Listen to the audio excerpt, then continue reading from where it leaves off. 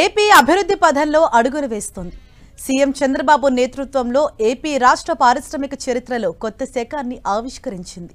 అమరావతిలోని CM camp కార్యాలయంలో నిర్వహించిన సమావేశంలో ఐటీ, ఫుడ్ ప్రాసెసింగ్, ఇంధన, పర్యాటక రంగాలకు సంబంధించిన 39,473 కోట్ల రూపాయల విలువైన 22 ప్రాజెక్టులకు రాష్ట్ర స్థాయి పెట్టుబడుల ప్రోత్సాహక బోర్డు ఆమోదాన్ని తెలిపింది.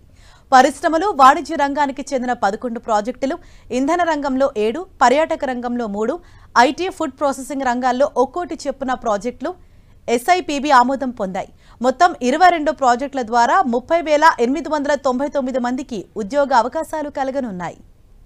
ఇక పారిశ్రామిక ప్రాజెక్టులకు సమీపంలో రహదారులు, పోర్టులు, ఎయిర్పోర్టులు లాంటి మౌలిక సదుపాయాలతో పాటు ఆ ప్రాంతంలో ఎకనామిక్ యాక్టివిటీ పెరిగేందుకు చర్యలు తీసుకోవాలని ముఖ్యమంత్రి చంద్రబాబు అధికారులను ఆదేశించారు.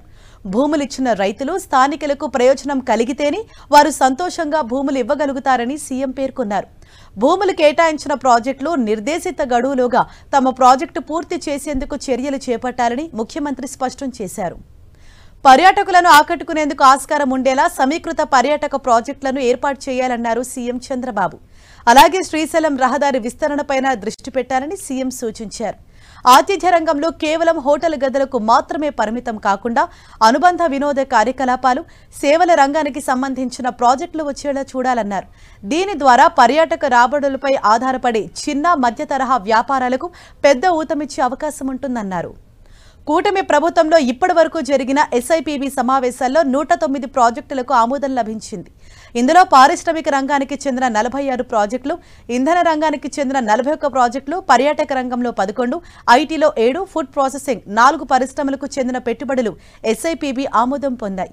ఈ ప్రాజెక్టుల ద్వారా మొత్తంగా 5,74,238 కోట్ల విలువైన పెట్టుబడులు వచ్చాయి. అలాగే 5,05,968 మందికి ఉద్యోగ అవకాశాలు దక్కనున్నాయి.